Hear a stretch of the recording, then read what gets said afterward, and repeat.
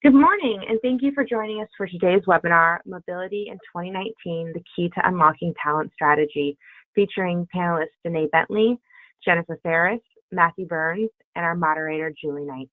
A couple housekeeping items before we begin. This webinar is being recorded, and we will send out a recording of the webinar after today's completion.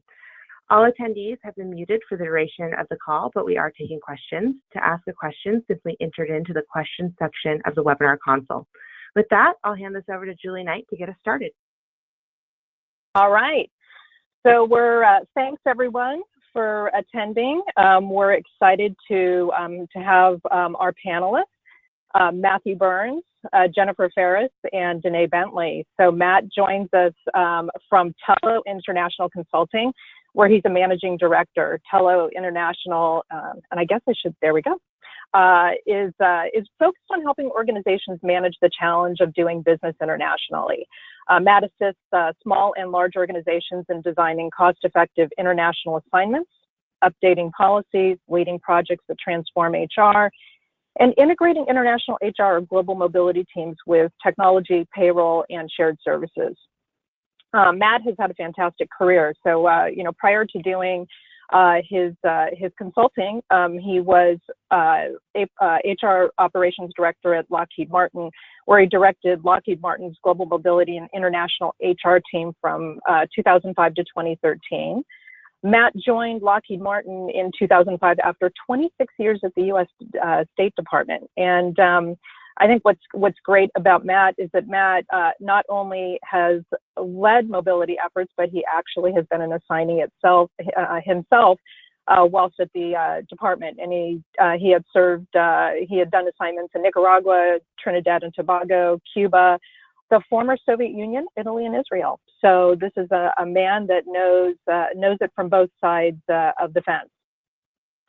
Jennifer Farris, we are excited to have her today. She's the co-founder and CEO of Squadley. Squadley was started by the founders of Farside HR, and it marries their next generation talent solution with expert support and services to ensure the highest level results. As an experienced growth company leader, Jennifer has been part of some of Silicon Valley's most successful startups, including Playdom, Kabam, and Practice Fusion, building teams and scalable infrastructure. She advises on how to manage the evolution of business while ensuring stability of the company culture. She sees a successful people team as one that accelerates the efficiency and capacity of the organization. So thanks, Jennifer. We're excited to have you. And finally, Danae Bentley. She's a solution consultant here with us at Topia, been here just over a year, and she assists clients to explore modern solutions to create an agile and efficient mobility program. Danae has a great career in global mobility consulting, where she's done that for almost 12 years.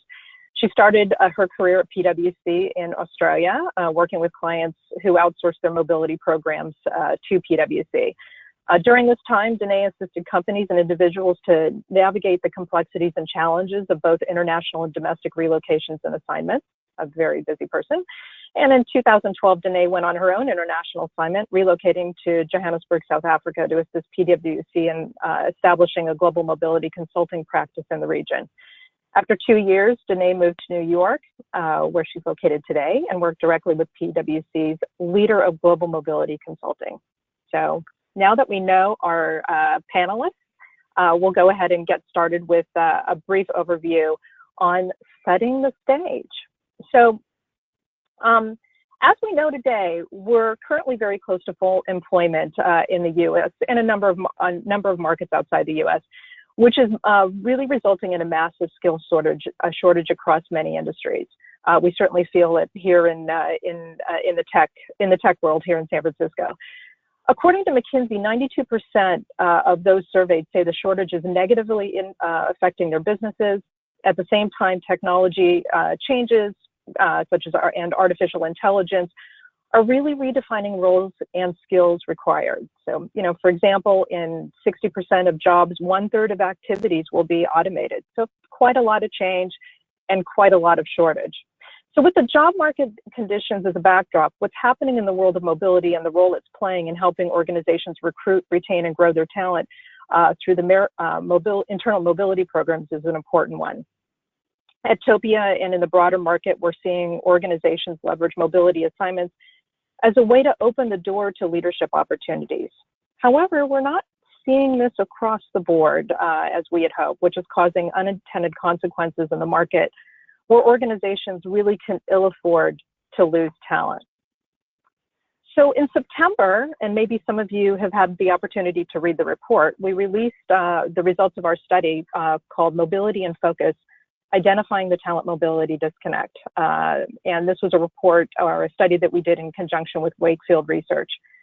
In the study, we found that 70% of employees see mobility as an opportunity for growth, and 90% of HR professionals see mobility as an opportunity for business growth. So, as well as agility and diversity and inclusion. So really, there's positive on both sides. Yet, despite all of this, only 40% of employees were even aware of such options within their organization. And with that, we found that 1/5 of U.S. professionals say that they've actually quit a job specifically because they were denied an opportunity to transfer to another location, and 10% have done so more than once. And with that, our CEO, who is obviously very passionate, as you know, about this space, she mentioned in the release that went out in support of the report that it appears that the substantial gap mostly stems from poor internal communication. Employees know mobility can help build their career and they're willing to relocate, but the majority never get a chance to do so. And they tend to look elsewhere for career advancement opportunities. The good news is that the situation can be easily rectified with better communication and greater focus on aligning and optimizing talent from within, which helps companies build strong talent and leaders at a much lower cost of acquisition. So there's a lot of goodness there. So then, understanding the market and the findings from the survey, how is mobility being leveraged today? So, from KPMG's Global Assignment Policies and Practices survey, which was released just this October, 50% of organizations use global assignments as part of talent development, succession, and retention initiatives, which we think is a good thing. However, the types of assignments, including the growth of business travel, have really changed. So over the next 5 years, survey participants expect to rely on shorter duration assignments, such as extended business trips, about 72%, short-term assignments, around 63%, and developmental training assignments. This is opposed to an expected reduction in long-term assignments. So it's great to see a lot of change, and we think it opens the door for opportunities of employees who are just starting in their career, as well as seasoned employees who are looking to really build and grow in the organization. So what does that mean for talent and for mobility? You guys don't want to hear me talking all day, and we want to bring our panelists in. So let's go ahead and get started.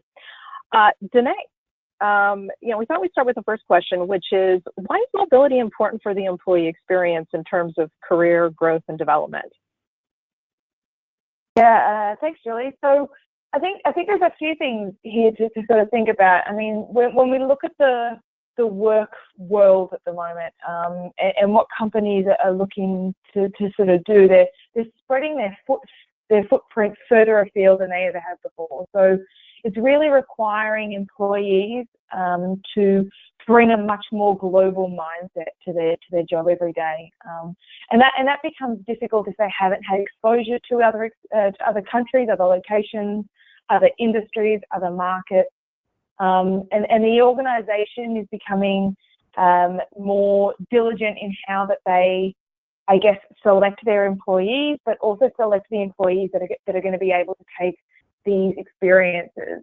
So from the standpoint of the talent pool, it's becoming incredibly competitive, and employees recognize that. They recognize that they need to have more experiences, more opportunities overseas or within other markets, in order to be competitive within the recruitment field. And I think that becomes difficult if they don't have access to those opportunities. And what we saw in that study that you just mentioned, that Topia had done with Wakefield, is that 2 in 5 professionals don't know about or don't believe they have access to mobility opportunities. And that becomes quite difficult for organizations who are trying to keep their top talent. And then ultimately also for the employees who are looking for those opportunities and don't believe they have them. So retention becomes a real problem, which we've touched on. But also, we also know from that study that employees are more likely to stay with a company if they have early access to positions, to those positions within the company. And that really means being able to ensure that the employee is aware of those opportunities earlier on than they would normally. So that means before it goes out to the external market, before it's widely distributed, making sure that everyone knows what opportunities are available to them. But ultimately, why mobility is important to the employee experience is because the world demands it right now. The world is becoming more global, and we need employees and future leaders of the company to be able to bring that global knowledge and global acumen to the business as a whole. Yeah, no, I think that's a fair statement, and as you pointed out, the study certainly underscored that. So a really good point on career growth and development, and the fact that the market is really demanding it. Jennifer, what are you seeing with your clients these days? Yeah, absolutely. I mean, I think that we're having more conversations around career development versus career growth, and because of not everybody can always be promoted at the rate people perhaps want to, but there is opportunity for learning, and there is opportunity to develop your skills, to learn more about the business. And so, if you have the ability to offer a mobility program, rotation programs have been something that's been highly discussed by a lot of my clients, and in particular ones that have international offices. But it doesn't have to be, pure. It doesn't have to be just those that are global organizations. I think that you can come up with opportunities for people to have career development opportunities and learn through different types of positions in different locations. And I think that it does enhance the employee experience. It makes people feel like they are learning and growing in their roles, and therefore retention is increased. Yeah, no, excellent point. And I know at prior companies, we've had opportunities for people who are, for example, people who are SDRs or BDRs, they're doing the business development role, to be able to go overseas, even for 2 months' time to help set up a new office. So it's a great opportunity to share knowledge and wisdom, but also a good opportunity for growth and leadership development. So, there's a number of ways that this can be realized, and I agree with you. I think we're seeing more and more of this happen. And again, it's not reserved just for people who are new to the career, but all the way through, ultimately what's 5 generations of the workforce. So with that, Matt, what trends are you seeing in mobility policies today, and what are companies striving for, whether it's to support the employee experience or more broadly the business? Well, I think that one of the things that we're starting to see a lot more of is more tailored policies. I mean, we do have 5 generations in the workforce, and the needs of each one of those generations are different. And then, the people within a generation have their own unique personal needs. And I see an awful lot more assignees and candidates that are focused on what the assignment, how can it be packaged to help them. So I think it's pushing organizations to more tailored policies, getting away from sort of a one-size-fits-all. The knock on more tailored policies in the past was that they are hard to administer, but I think technology is advancing to the point that it's now possible to administer a more tailored, complex policy in a reasonable way. I think the other thing that businesses are focused on is understanding their expected return. As they're moving people around the world, not everybody's going to be a C-suite candidate, but are they getting out of the assignment what they were expecting to when they made the investment? So I think that's impacting who the the organizations are looking to move and for how long and what they have them do. Yeah, no, it's a good point. So, Danae, in your role, how are you seeing this come to life? Through the discovery or in discussions across mobility and HR. How are they looking to tailor and maybe meet the needs of a generation that is looking for something different? Yeah, look, I think we're seeing lots of companies really think creatively about their approach to mobility and not just doing the standard thing that they've probably been doing for 20 years, but looking at it from the perspective of a wide range of diverse employees. So, we're not looking at just a family unit. We're not just looking at a particular set of locations. We're looking at a much broader field. And that means looking at how we deliver mobility on a day-to-day basis. We have to be more flexible. We have to be more agile. And that means potentially using, really modern technologies to deal with complex, policies and benefits and processes to ensure that we're still being efficient and we're still able to deliver on time and help the business to meet their objectives while still being able to get employees, where they need to be when they need to be there. Yeah. No, it's a good point, and it's always interesting as you think about the aspiration of what it could be, and then the realization of how this gets implemented through policy design and through technology solutions are being brought to bear. So a lot of work and certainly a lot of constituents needs to be considered through the process. So. Yeah, when we think about those constituents, and we think about the role now that both that mobility and HR play in tailoring to them, what's the intersection today between those two organizations, Jennifer? What are you seeing, kind of more broadly in the market, and then if the clients that you're working with today? Yeah, so for me, HR is the umbrella under which any program, policy, business decision that impacts talent has some place. The ultimate role of the HR function is to help ensure the business can achieve its goals through talent. And since mobility is the movement of talent, this has a direct relationship with the HR function. Relocation for the purpose of short or long-term business needs, recruiting, retention are all areas that impact how people behave and therefore have a role inside the HR umbrella. And more specifically, kind of HR has 5 key areas that are regularly discussed. You have talent acquisition or recruiting, talent management, which kind of is the performance and culture umbrella, learning and development, total rewards and systems, and org effectiveness. And mobility actually impacts each of these. So for example, as you think about hiring talent, you may have to relocate them.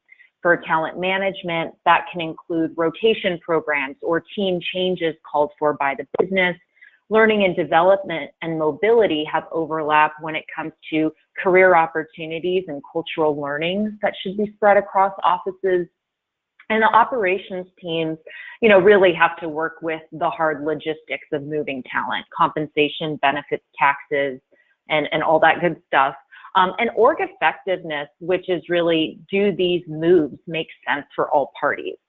So, I think that overall, mobility has an integration point at almost every point of the function.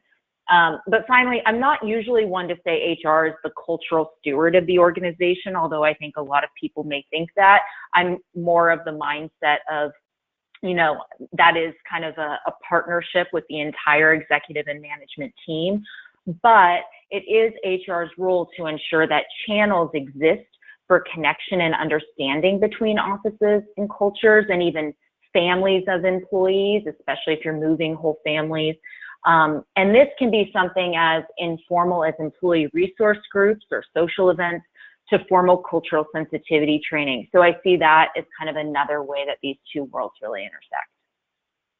Oh yeah, no, and couldn't agree more. And yes, the idea that HR is the steward, that's a big burden, and really it's across the entire organization that this needs to be done.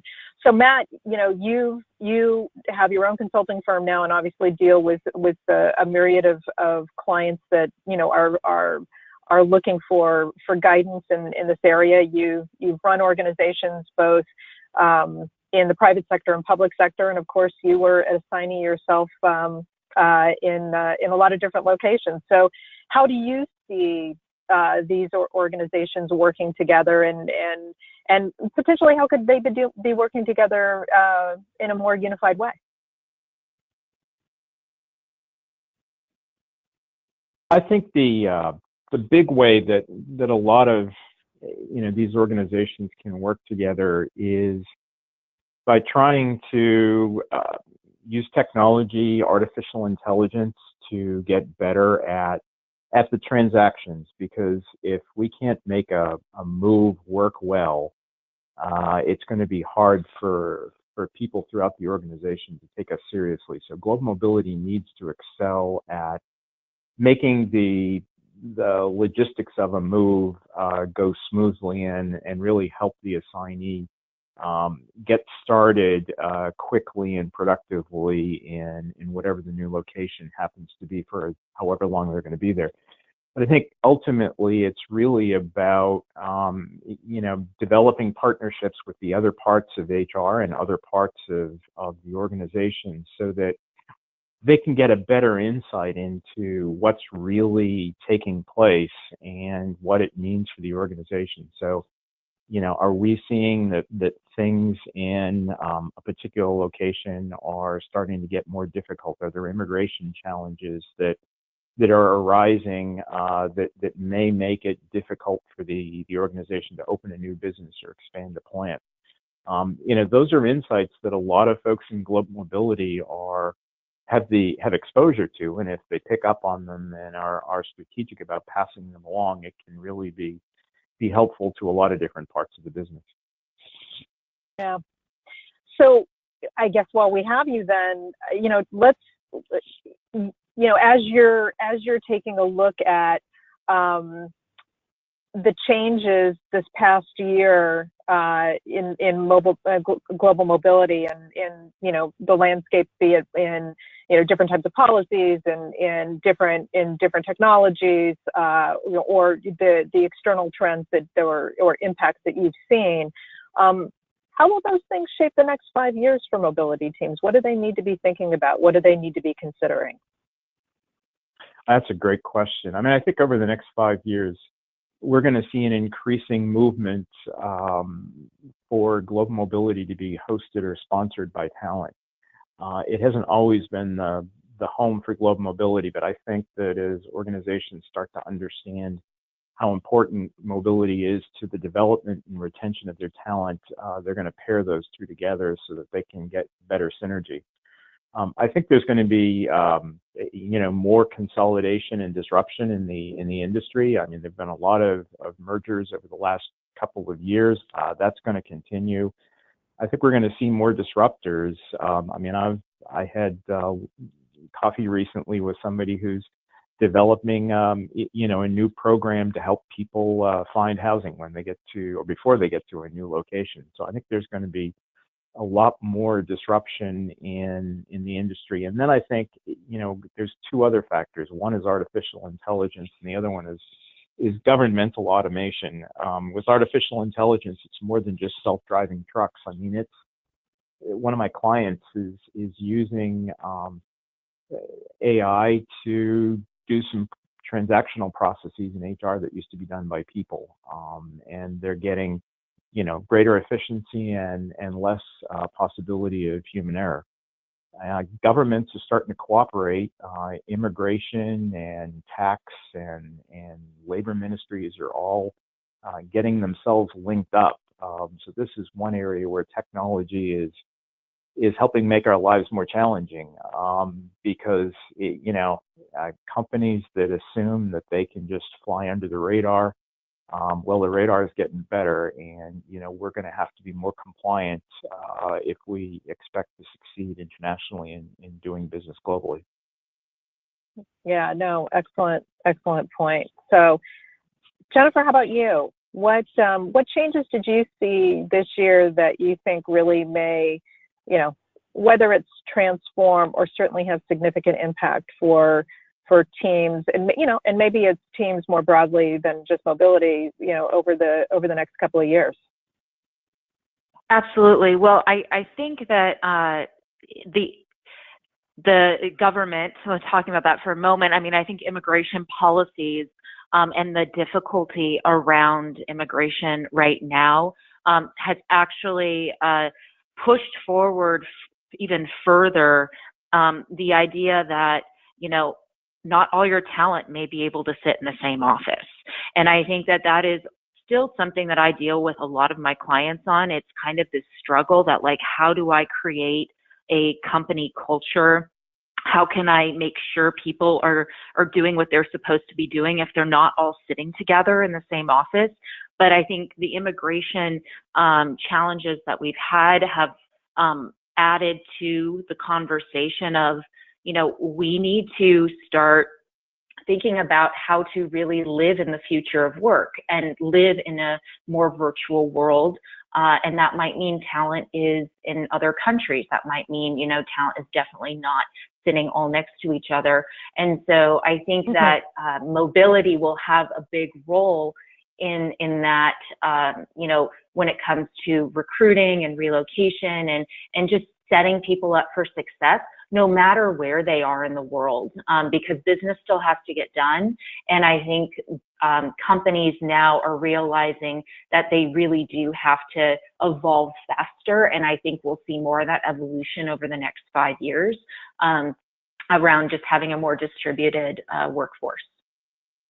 Yeah, and it was interesting. I think there was an article in HBR yesterday, or the email alert that I get where they were talking about, the remote employee and what are organizations doing to enable that and make sure that managers know how to work effectively with that remote employee, wherever they may be and from whatever culture. And similarly, if you have distributed teams or virtual teams who are purpose built, how are they being encouraged and trained to work together and do so that it's, in fact, you're leveraging or harnessing the talent, the skill, and the drive to push whatever initiative forward. So, I think you're right. The world is becoming more distributed. Work teams mobility can definitely enhance it. And there's a lot of work that needs to be done on the training side to make sure that you're getting the most out of the opportunity. So, Danae, you experienced both here at Topia as well as PwC, in Australia, South Africa, and New York.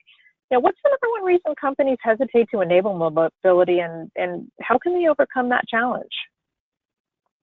Yeah, it's a really good question, and I'm not sure that there's ever going to be one reason, because every company is different. But I do think that that there has historically been quite a disconnect between what mobility is trying to achieve and what the rest of the business is often trying to achieve. And I think that comes down to a number of things. I think historically, mobility has been seen as a very administrative function, often an arm of HR that sits there to do the administration behind relocating someone from A to B, or overseeing compliance, or managing the costs of a relocation. And they haven't been seen as a strategic partner to the business necessarily in the past. And as that becomes more and more evident that that's required by the business, because mobility is key to an organization's ability to be global and to meet their global objectives, it becomes more and more important for the mobility team to have that strategic mindset. And their ability to do that often comes down to how they communicate with the organization, but also what are they communicating to them? Do they have access to really important, insightful data that they can present to the organization about the mobility value, mobility team and mobility programs value, but also what they need to improve on, how they need to change as a function, and how they need to change as an organisation. And that's been difficult for mobility in the past without investing in things like technology, investing in the resources that they need in order to be the best team that they can be. It's been very difficult for them to sort of evidence that to their organisation and show their worth and their value to the organisation as a whole in meeting the company's objectives overall. And I think now that they have a seat at the table and now that they're being brought into more strategic decisions, they also need to come to the table with some really in-depth insights as to how they can provide more value and how they return the investment that is being made into mobility. I think some organisations really struggle with that. So I guess enabling mobility has been difficult in the past because the organisation hasn't necessarily, I guess, valued them highly as a function of HR and also as a strategic tool to achieving the organisation's objectives. Yeah. So, I mean, with that, Jennifer, how can a successful mobility offering benefit the entire organization? And we've talked a little bit about recruitment and retention and growth and meeting business objectives. But what are you seeing? Absolutely. I mean, I think mobility programs are a great tool to spark new opportunities and learning, which is what the majority of talent, and a lot of people talk about millennial talent specifically, are really looking for in their roles. I think Forbes this year talked about professional development as the top 3 most in-demand employee benefits. And as people talk about the future of work, as you even mentioned a few of the statistics in your first slide, we often refer to the growing gig economy and the statistics on diminishing average tenure at many organizations. And I think that's currently hovering around 1.4 years for many tech orgs. So with this challenge, plus the historically low unemployment that you talked about, companies need to find a way to be competitive, and it can't just be about money. This means they have to do more to create programs for professional development. And the ability to offer a mobility program is a fantastic way to do this that also gives the business a ton of benefits, namely, a better connection between offices. It opens communication and encourages empathy for others.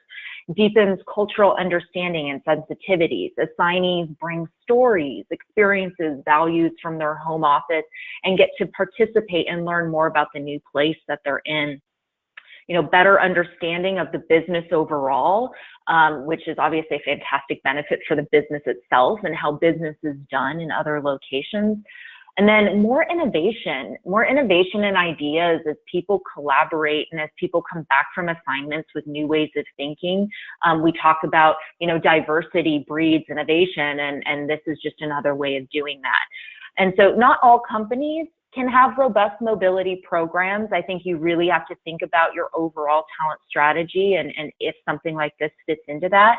But if you're able, I think it's a great benefit to offer employees and ultimately impacts the business incredibly positively. Well, and I think we're all believers. I mean, we've either experienced it, personally, and how it's impacted our professional career growth. We've seen businesses absolutely benefit from it. Whether it's here in the tech world or elsewhere. But translating all of this goodness into a reality is hard. And I think, Matt, what are the tools and resources that mobility teams may be lacking today that are necessary to excel or take their own roles to the next level? Because this is, I think we do see the benefits, but there's a lot of hard work to get this lifted. Yeah, I'd cite 3 things: business travel, data quality, and privacy. On the business travel, it's the KPMG study that you referred to, Julia, a few minutes ago, shows a lot of organizations are looking to cut back on long-term assignments and are substituting a lot more business travel. But really, that's one area where technology hasn't been developed yet to deal with the urgency and the volume of business travel. A person that's booking a business trip can't wait 3 weeks for an immigration law firm, for example, to do an analysis of what their immigration needs might be. So it needs to be quick. With data quality, big data is giving organizations a lot of insights into how their international assignments could be helping the business outcomes of the organization. But at the same time, getting the data that people are going to rely on is really tough, because if the data isn't good, it can actually mislead organizations.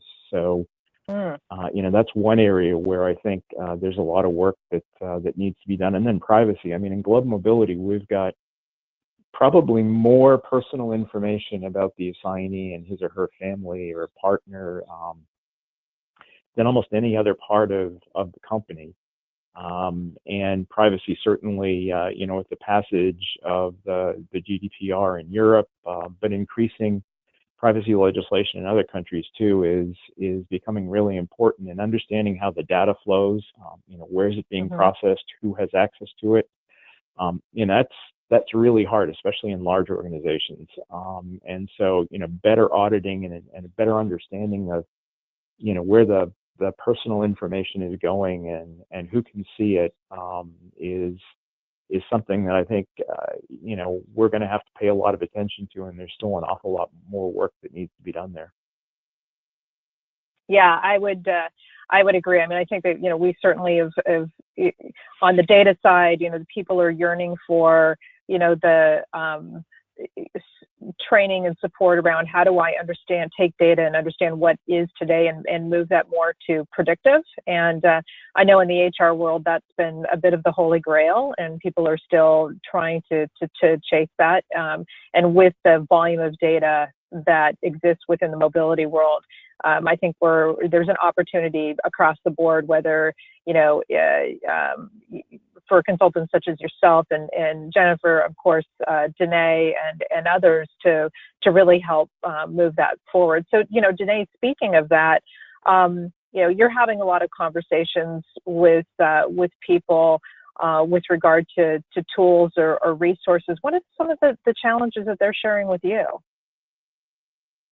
Yeah, and I think it depends on the organization, definitely. But I think that, a lot of companies are really struggling to visualize what the future is going to be with a different resource or a different tool. So where the team is used to using spreadsheets or using, a particular system to manage everything, what we're seeing now is with more complex programs, they need to think outside the box a lot more. So how are their systems looking to each other for data?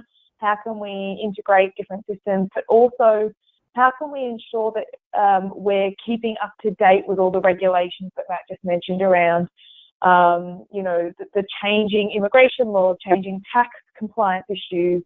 How do we look at data privacy? How do we look at all of these things that keep evolving in the multiple locations that we're dealing with, to ensure that the tools and resources and technologies that we're using are staying up to date. The companies are really having to look at systems and programs and technologies that stay up to date with them and help them to remain compliant on a number of factors, but also are helping them to increase their efficiencies and agility to get people on the ground as quickly as possible, but also help them to do what they need to do on a daily basis. Yeah, no, it's a fair point.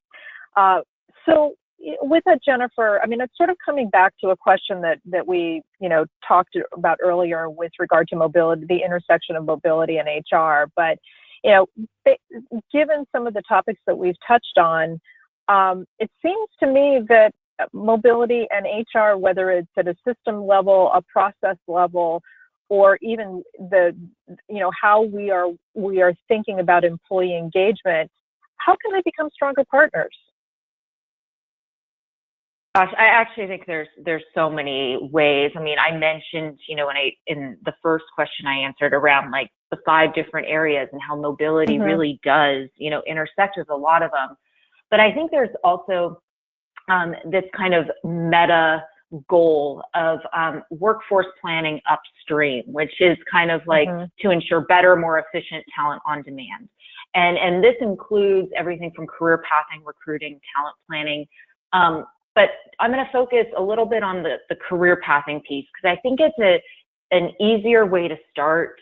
And I think there's an opportunity for deep partnership with HR business partners and learning and development as you think about career pathing. And I know that, Danae spoke to some of this early on, but there's no longer a straight line trajectory for talent. Part of the future of work is talking about the melting of the traditional hierarchy in workforce and more about one's kind of quote career journey and taking on unique experiences and learnings that may or may not be promotional, so to speak, in nature. And so mobility can really participate in the global career journey exercise, as the function has a unique view, as we've been talking about, in other offices and cultures, relocation processes for international or domestic. And so working closely with learning and development to train employees as well as their managers, and being involved in the manager development as well, because as managers take on a lot of extra pressure when they have talent moving around, they need to know what to expect too. And so basically like working with them on what everyone needs to know about the move experience, from immigration to family logistics, and giving an overview on the differences in the cultures that they might be experiencing before anyone even decides to take on a new assignment. And so I think that's one thing. And then mobility could really do a deeper partnership with those managing onboarding programs in each location, helping transition those who have moved, and set expectations and understandings from the start. And similarly, you have HR business partners and HR operations who often work on offboarding. And I think it's another opportunity for mobility to partner with them as people come off assignment to continue to get a better understanding of what went well and what areas need more support along the way. But I think if we're really talking about the meta goal, it's kind of like, where should talent be and when, and how do we recruit for that talent, move that talent, plan for that talent through succession planning, however it might be set up, this kind of meta goal of workforce planning upstream. Yeah, no, it's, I think it's, I love your idea there about onboarding. I mean, onboarding is something that's so important, even if you're not relocating somebody, but to think about what that looks like in the context of that individual, not only them moving, but potentially a partner or family. What does that entire experience look like? And making sure that as we think about what that assignment is going to look like, what that experience is going to look like, how are we making sure that they feel like what they've signed up for and maybe the goals and dreams and aspirations that they had are in fact realized. Then of course on the business side, are we really getting out of it what we've invested in? And I think that's a question that we all ask. So I know Topia has written a lot on this, reading a lot more in mobility press, and of course it's a topic that I don't know what business publication, HR publication you read. Diversity and inclusion is right there. In California, we have the law with regard to women being percentage of women being on public boards. So that's just one example of how we're seeing that now being brought into the public square. So mobility playing a role in advancing diversity and inclusion initiatives. Is it true? Is it folly? Danae, why don't we start with you? Yeah, sure. And I totally agree. I'm seeing this topic come up a lot more out there, especially within mobility. And I think when you look at it broadly, it only makes sense because as companies are looking to increase their diversity and inclusion initiatives across the board, and that includes increasing their diversity in leadership roles, that ultimately is going to filter down to mobility, because mobility is oftentimes seen as a stepping stone or a key to developing future leaders. And so if we do not make mobility opportunities accessible to a diverse range of employees, we're ultimately holding them back from those opportunities in the long run as well. And so I think the main role that mobility can play in advancing D&I is to really make sure that our mobile opportunities and our mobile programs are completely accessible. And that goes everywhere from, adjusting our policies and processes so that people from diverse family situations, from diverse partnerships, marital partnerships or non-marital partnerships, people that are able to go to different locations, with the different restrictions, immigration restrictions, that there needs to be a diverse range of opportunities, but also a diverse approach to mobility in order to ensure that those opportunities are there. And I think that's the main role that mobility is going to play, is ensuring that if we're saying that mobility is important for the future of the organisation and is important for the future career development of any one given employee, then we need to ensure that diversity and inclusion is considered in the whole mobility approach as well. Yeah, absolutely. So Matt, bring us home on this. What are you seeing with your clients, and how are you advising them? Well, I mean, I think there's got to be a recognition that, with unemployment being as low as it is, and you started out the whole session, Julie, was showing that it's below 4% in a lot of the developed economies. A lot of the people that we're looking at as, being employees that we want to attract and retain from a diversity and inclusion perspective, they have options. And so one of the key things is, if their expectations weren't met on an assignment or, a business trip or whatever, then, they're going to make sure that others know about that. So I think, being sensitive to, what the expectations, either overt or implied, might be, and then making sure that the organization follows through and meets that. So if the expectation is that there's going to be a promising opportunity at the end of an assignment, make sure that the opportunity that they're given is really as promising as one would hope for. I think once an organization can meet those kind of expectations, the buzz will be positive. Yeah, well, I mean, we certainly are excited about the prospects so that the role mobility can play on this topic, and I think companies that are really tying the two together are starting to see the results. So we're about at time. I want to thank all of our panelists for just great, fantastic insights. You each bring a very unique perspective, but I thoroughly enjoyed the conversation. So thank you so much. I want to thank our attendees for taking the time to join us today. We will have a recording of the webinar, and we'll be posting it on Topia.com as well as Topia's YouTube channel. Just as a public service announcement, we'd love for you to join us on Thursday, January 24th. Can you believe 2019 is here? And that'll be at 2 p.m. Eastern, 11 a.m. Pacific, for a webinar that we're doing titled "The Strategic Power of Global Mobility Management."